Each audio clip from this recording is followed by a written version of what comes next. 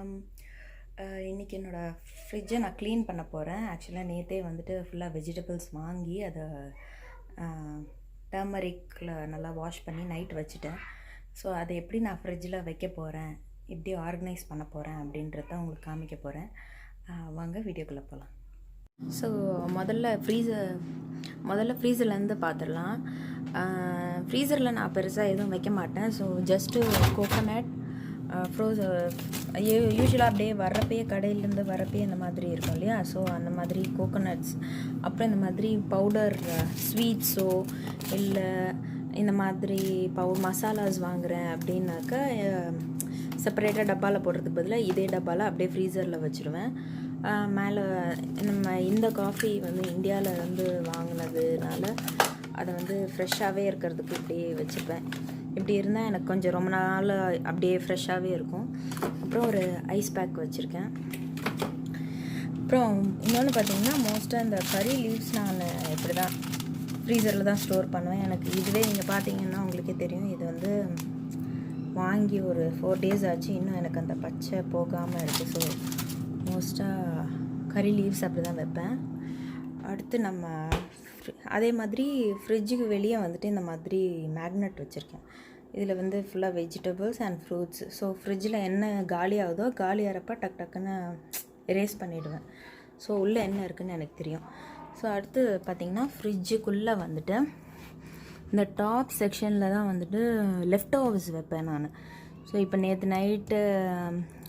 நேற்று மதியம் சாம்பார் மிச்சம் இருந்தது வந்துட்டு நைட்டு சாப்பிட்டுட்டோம். இன்னும் கொஞ்சம் இருந்துச்சுன்னா இந்த மாதிரி வச்சுக்குவேன். இல்லைன்னா மோஸ்ட்டாக தூக்கி காலி ஆகிடும். பட் வச்சுருவேன்.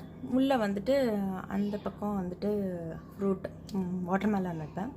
அண்ட் டொமேட்டோ இந்த பக்கம் ரைப் டொமேட்டோஸ் நான் கீழே வைப்பேன். இந்த ட்ராவில் வந்து பார்த்திங்கன்னா மோஸ்ட்டாக சில்லிஸ், மின்ட்டு, ஜிஞ்சர் இந்த மாதிரி ஐட்டம் டக்குன்னு எடுக்கிறதுக்காக இதுக்குள்ளே வச்சுருப்பேன். அது கீழேயே வந்துட்டு இந்த இடம் வந்து ரொம்ப கம்மியாக இருக்கும் அப்படின்றதுக்காக நான் வெறும் எக்கு மட்டும் வச்சுருக்கேன். அதுக்கு பக்கத்தில் பார்த்திங்கன்னா மாவுக்கு இதுதான் அந்த ஸ்பேஸ் டிசைன் பண்ணுறேன். ஸோ மாவை வந்துட்டு அந்த இடத்துல தான் வைப்பேன். ஸோ எனக்கு எடுக்க மறுபடியும் வைக்கிறதுக்கு ஈஸியாக இருக்கும். அதுக்கு பின்னாடி நான் எதுவும் வைக்கவும் மாட்டேன். இந்த இடத்துல வந்துட்டு அந்த மாவு மட்டும்தான் வைப்பேன். அதே மாதிரி கீழே வந்துட்டு ஸ்டாக் பண்ணி வச்சுக்கிற milk, juice, bread and yoghurt இந்த மாதிரி ஸ்டாக் பண்ணிடுற இதெல்லாம் வந்துட்டு பசங்க ஈஸியாக ஆக்சஸ் பண்ணிக்கிறதுக்காக டக்குன்னு ஓப்பன் பண்ணாங்கன்னா எடுத்து சாப்பிட்டுக்குவாங்க. அந்த மாதிரி வச்சுருக்கேன். அண்டு கொத்தமல்லி எனக்கு தெரியல, எப்படி ஸ்டோர் பண்ணாலுமே எனக்கு சீக்கிரமாக வந்துட்டு அது டேமேஜ் ஆகிற மாதிரி ஒரு ஃபீலிங். அதனால நான் முன்னாடியே வச்சுக்குவேன் டக்குன்னு எடுக்கிற மாதிரி. ஸோ அது வந்து பட்டர். இப்போ ஜூஸ் நான் யூஸ் பண்ணி ஒன்று ஓப்பன் பண்ணுறேன் அப்படின்னா அந்த ஜூஸ் ஓப்பன் பண்ணது இந்த இடத்துக்கு வந்துடும். அந்த மாதிரி. ஸோ டக்குன்னு பசங்க டோர் ஓப்பன் பண்ணுறாங்கன்னா இந்த எடுத்துக்குவாங்க. யாராக இருந்தாலுமே, என் ஹஸ்பண்டாக இருந்தாலுமே இந்த பக்கத்துலேருந்து எடுத்துக்கிற மாதிரி. இது கீழே பார்த்திங்கன்னா வெஜிடபிள்ஸ். இந்த வெஜிடபிள்ஸ் எல்லாம் வந்து ரொம்ப நாள் வச்சுக்க முடியாது இல்லையா. சிலது கத்திரிக்காய், இந்த பீன்ஸ் அதெல்லாம் வந்துட்டு அடிக்கடி யூஸ் பண்ணுற வெஜிடபிள்ஸ் வந்துட்டு இந்த பக்கம் வச்சுக்குவேன். ஸோ கொஞ்சம் நாள் ஃப்ரிட்ஜில் தாங்கும். இந்த கேபேஜ், பீட்ரூட் இந்த மாதிரி ஐட்டம்லாம் இந்த பக்கம் வச்சுக்குவேன். ஸோ மேலே இந்த பக்கம் எனக்கு சப்போஸ் இடம் இல்லைனாக்க மேலாப்பில் இந்த பக்கம் வச்சுக்குவேன். ஸோ டக்குன்னு எடுக்கிறதுக்கு ஈஸியாக இருக்கும். அப்புறம் டோரில் பார்த்திங்கன்னாக்கா, ஸோ டாப் இதில் இந்த இடத்துல வந்துட்டு பட்டர். இது வந்துட்டு ஒரே ஒரு பட்டர். சும்மா எனக்கு எப்போனா பேனில் சாட்டே பண்ணுற மாதிரி வேணும்னாக்கா அதை கட் பண்ணிக்கிறதுக்காக அந்த பட்டர் வச்சுருக்கேன்.